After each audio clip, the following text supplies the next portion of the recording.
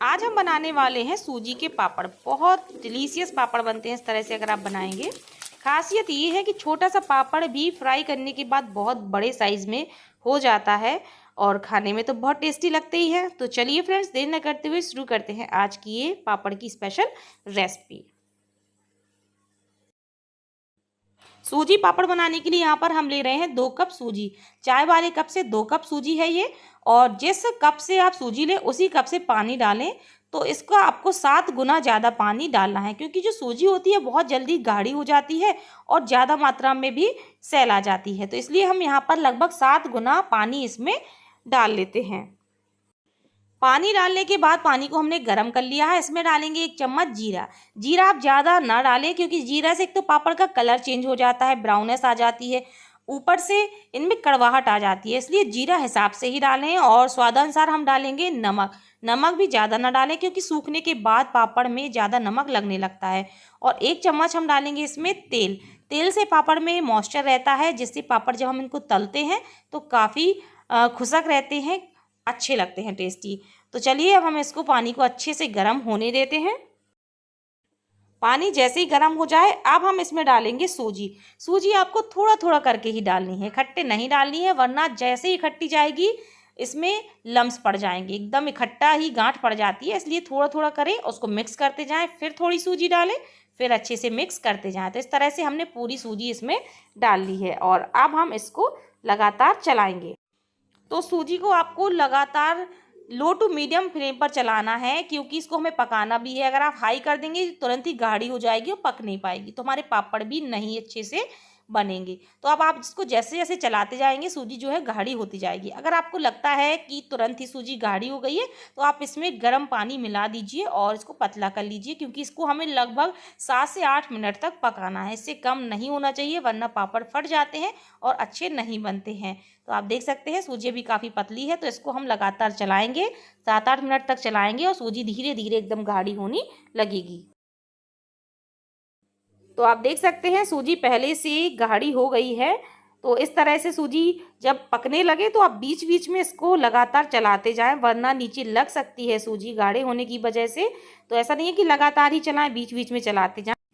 तो फाइनली आप देख सकते हैं कि सूजी बहुत अच्छे से पक चुकी है। टाइमिंग 8 से 10 मिनट ही रखें, उससे कम ना रखें, चाहे ज़्यादा हो जाए, अच्छे से पक जानी चाहिए। और इसकी जो गाढ़ापन है आप देख सकते हैं, इतना गाढ़ा आपको रखना है। तो लीजिए सूजी जो है बिल्कुल पक चुकी है, तैयार है पापड़ बनाने के लिए। तो गैस को हम बंद कर देते हैं और इसको हम हल्का सा ठंडा होने देते हैं।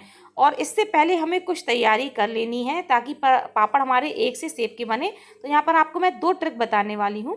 तो ये इस तरह से आप, कंगन हर किसी के घर पर मिल जाते हैं, चूड़ी नहीं, मैं कंगन की बात कर रही हूँ। चूड़ी बहुत पतली होती है तो पापड़ की चौड़ाई बिल्कुल नहीं रह पाएगी। तो इस तरह से आप कंगन ले लीजिए ताकि इसकी हल्की सी चौड़ाई रहे। और इन कंगन को आप अच्छे से धो लीजिए, कि अगर पुराने हैं साफ़ कर लीजिए, और यूज़ करने के बाद भी आप इनको धो करके पहन सकते हैं। तो ये एक ट्रिक हमारी ये हो जाएगी। और दूसरा तरीका भी मैं आपको बता देती हूँ। इस तरह से प्लास्टिक के डिब्बे सभी के घर पर मिल जाते हैं, तो उसके जो ढक्कन होते हैं ना, तो इससे आप बड़े साइज़ के पापड़ बना सकते हैं। तो इसके लिए आपको क्या करना है, चाकू को गैस में हल्का गरम करिए। जब चाकू गरम हो जाए, अच्छी गरम कर लेनी है, तब आप इसकी जो किनारी है ना, इसको आप चाकू की मदद से काट लीजिए। तो गरम चाकू से ये पिघलता जाएगा और इसकी जो चूड़ी है, बड़ी सी चूड़ी बन करके तैयार हो जाएगी। ये देखिए, इस तरह से आपको फिर से चाकू को गरम करना है और इस तरह आपको करते जाना है। ये देखिए, गरम चाकू से खिसकाते जाइए और इसके जो किनारे का भाग है पूरा आप निकाल लीजिए। तो इसी तरह से हमने दोनों ढक्कन के, ये देखिए, इस तरह से निकाल करके तैयार कर ली हैं। तो इससे हमारे बड़े साइज़ के पापड़ बनेंगे। तो चलिए हम पापड़ बनाना शुरू करते हैं।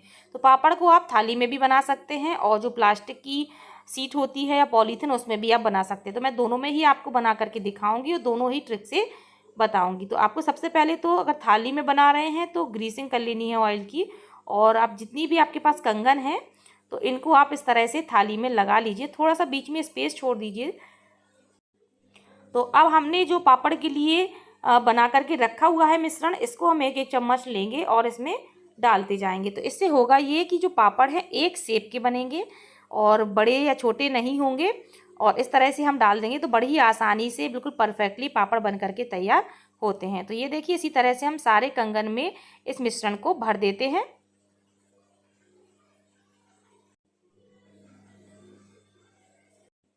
अब हम इन कंगन को उठाते जाएंगे तो आप देख सकते हैं बिल्कुल परफेक्ट शेप आया है। कहीं भी ऐसा नहीं है कि फैल रहे हों या छोटे बड़े बन रहे हों, आप देख सकते हैं। तो इस तरह से पापड़ बहुत अच्छे शेप के बनते हैं और बिल्कुल अच्छे से बन जाते हैं।